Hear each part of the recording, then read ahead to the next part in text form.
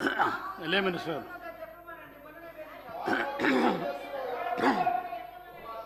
Sir అధ్యక్ష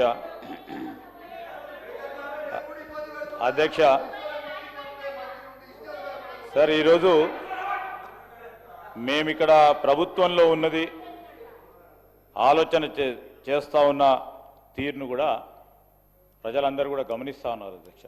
ఆషామాషిగా ప్రభుత్వాన్ని నడుపుతలేం, బాధ్యతాయుతంగానే నడుపుతూ ఉన్నాం.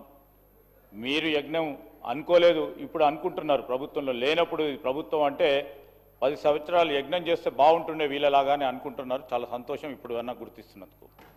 కానీ ఈరోజు నేను ఎందుకు చెప్తా ఉన్నానంటే అధ్యక్ష, ఫ్యూచర్ సిటీకి సంబంధించిన అంశం వచ్చే వరకు ఆ రోజు బట్టి విక్రమార్క గారు కానీ కాంగ్రెస్ పార్టీ పక్షాన కాలుష్యతమైన పరిశ్రమలు రావద్దు, ఒక గ్రీన్ ఫార్మాకు సంబంధించిన అంశం తీసుకురావాలనే ఉద్దేశంతోనే పోతా ఉన్నాం అధ్యక్ష. కాలుష్యం లేని ఏ విధంగానైతే మరి ఫార్మాకు సంబంధించిన అంశం విషయంలో సరే ఎక్కడైనా ఒక ఇండస్ట్రీ వచ్చినప్పుడు ఇండస్ట్రీకి సంబంధించిన ఈకో సిస్టమ్ క్రియేట్ అవుతుంది అధ్యక్ష.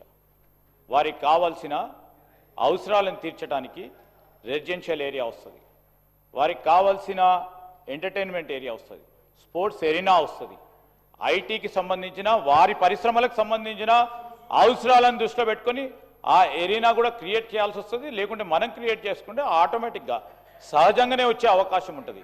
సో ఈరోజు దానికి ఒక స్పెసిఫిక్గా అక్కడ గ్రీన్ ఫార్మా మేము చేపడుతున్నామని ఈరోజు కోర్టులో కూడా చెప్పడం జరిగింది అధ్యక్ష. వెనుకకు పోతున్నాం మేము, దేని విషయంలో కూడా బేషిజాలు లేవు. ఈరోజు కూడా స్పష్టంగా పోతున్నాం. మీరు ప్రజలను పక్కదారి పట్టించే ప్రయత్నం చేస్తూ ఉన్నారు, చేయండి.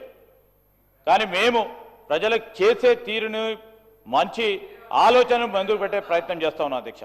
వీరు చెప్తా ఉన్నారు, అరే 5,75,000 కోట్లు ఎంఓయూలు చేసుకున్నారంటే ఎందుకు చేసుకున్నారు, చేసుకోకుంటే బాగుండేదని వారి ఆలోచన కనబడతా ఉంది. సరే, వారి ఆలోచన ఆ విధంగా ఉంది కానివ్వండి. వారికి ఆ విధంగా కాదు, 5,75,000 ఎంఓయూలు చేసుకున్నంత మాత్రాన మాకు కూడా తెలుసు అధ్యక్ష, వారికి కూడా తెలుసు. వారు కూడా వెళ్ళారు, దావోస్కి వెళ్ళారు, ఇతర ప్రాంతాలకు వెళ్ళారు. ఈరోజు మహారాష్ట్ర కానీ ఇతర రాష్ట్రాలకు సంబంధించి ఒక పోటీ ప్రపంచంలో మనం ఉన్నాం అధ్యక్ష.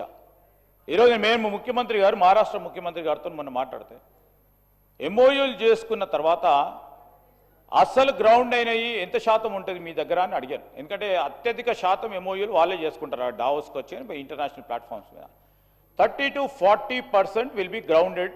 మా దగ్గర ఎప్పుడు కూడా ప్రతి సందర్భంలో అవుతుందని చెప్పారు, వారికి కూడా తెలుసు. నేను definitely I'm standing over here on this August house అధ్యక్ష.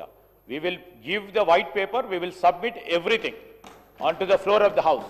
We are striving very consciously, conscientiously, trying to prove ourselves that Telangana will definitely rise. He speaks about, Adhyaksha, మహిళలను లక్షాధికారులను చేస్తామని ఆ రోజు రాజశేఖర రెడ్డి గారు ఇదే సభలో చెప్పారు.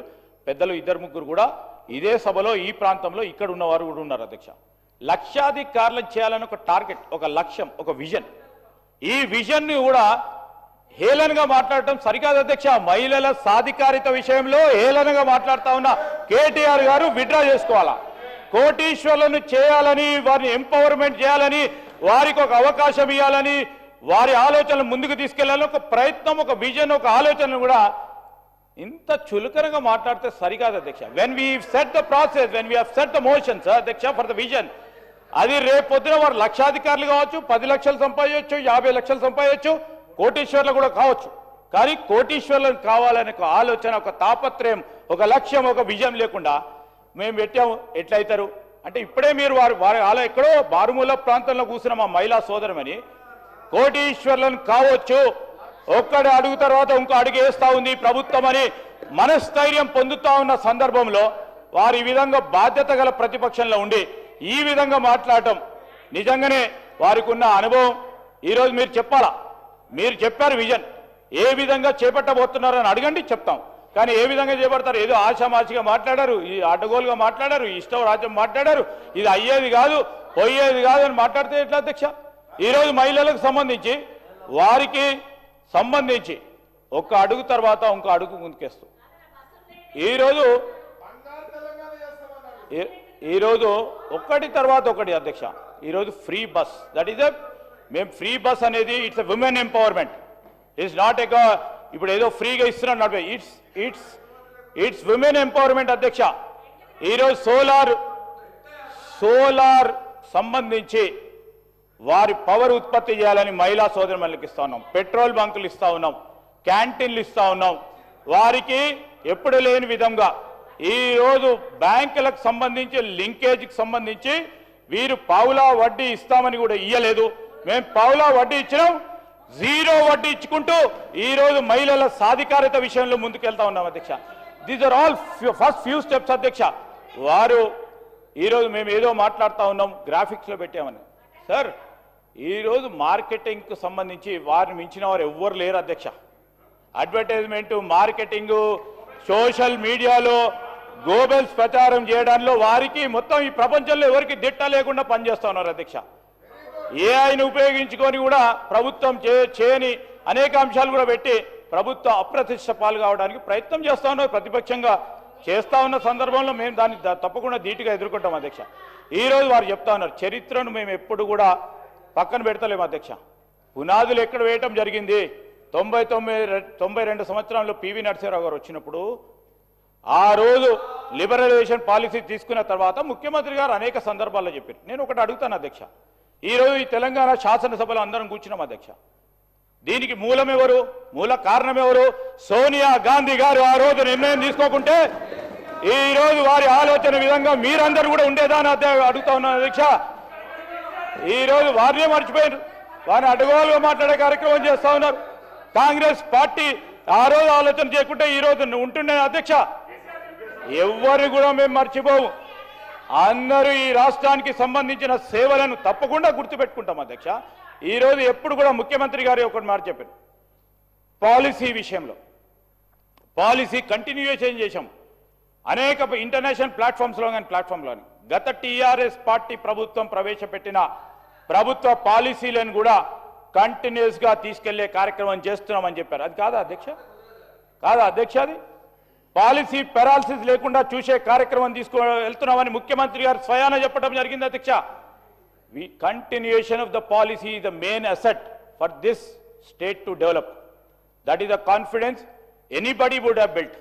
అందుకోసమే 1992 నుంచి ఎందుకు చెప్తున్నారంటే కంటిన్యూషన్ ఆఫ్ ద పాలసీ అధ్యక్ష. పక్క రాష్ట్రాలు చూస్తూ ఉన్నాం మనం, కంటిన్యూషన్ ఆఫ్ ద పాలసీ లేకపోవడం వల్ల ఎన్ని ఇబ్బందులు పడతా ఉన్నారో, ఎన్ని వారు ప్రామిసెస్ చేసినా రేపు 99 పైసలకు ఒక ఎకరం వారి కమర్షియల్ ప్లేసెస్ ఇచ్చినా కానీ అక్కడ పోయడానికి పారిశ్రామికవేత్తలు ఇబ్బంది పడతా ఉన్నారు. ఈరోజు కంటిన్యూషన్ ఆఫ్ పాలసీ ఉంది. ఈరోజు మేము 10 సంవత్సరాలు ఉంటాం, ఇంకా ఉండాలి, ఇంకెవరైనా వచ్చినా కానీ దాని తదుపరి కంటిన్యూషన్ ఆఫ్ పాలసీ ఉండదని ఒక ఇన్వెస్టర్కి నమ్మకం, ఒక పెట్టుబడిదారికి నమ్మకం ఇస్తా ఉన్నాం. కనుకనే ఈ విధంగా పరిశ్రమలు వస్తూ ఉన్నాయి, పారిశ్రామిక సంబంధించిన వాతావరణం పెరుగుతూ ఉంది. దాన్ని మీరు అడ్డుకోవద్దని చెప్తా ఉన్నాను. సరే మీ హయాంలో మీరు చేసింది కావచ్చు, దానికి 10 అంతలు చేయాలనే ఆలోచన ఉండటం తప్ప, ముందుకు తీసుకెళ్లడం తప్ప, దానికి 100 సార్లు తీసుకెళ్లడం తప్ప 2034 వరకు 1 ట్రిలియన్ ఎకానమీ చేయాలి, $200 బిలియన్ ఒక విజన్ పెట్టుకొని ఒక్క అడుగు తర్వాత ఇంకో అడగడం తప్ప అధ్యక్ష. ప్రజలందరూ కూడా చూస్తూ ఉన్నారు. ఇది తప్ప ఏదైనా మనం చెప్తున్నప్పుడు ఎవరైనా చిన్నపాటి విద్యార్థి కూడా అనుకుంటాడు, మేము ఈ ఇంటర్మీడియట్ చదువుకున్న తర్వాత ఎంబీబీఎస్ చదువుకోవాలన్నా, ఇంజనీర్ చదవాలన్నా, లేకుంటే బీకాన్ చదువుకొని సీఏ కావాలన్నా, లేకుంటే ఇతర చదువులు చదువుకొని ఏదో ఏదో లక్ష్యం పెట్టుకుంటారు అధ్యక్ష. నువ్వు పెట్టుకున్నప్పుడు నువ్వు ఎట్లా పెట్టుకున్నావా? నీకు ఇంకే రాలేదు, ఓ క్లాసే పాస్ కాలేదు, 2వ క్లాస్ పాస్ కాలేదు, 3వ క్లాస్ పాస్ కాలేదని నీరుగార్చే కార్యక్రమం చేస్తూ ప్రజల విశ్వాసాలను కూడా మరి వ్యంగ్యంగా మాట్లాడొద్దని మా గౌరవ శాసనసభ్యులు మరి కేటీఆర్ గారికి మేము మరొకసారి తెలియజేస్తా ఉన్నాం అధ్యక్ష.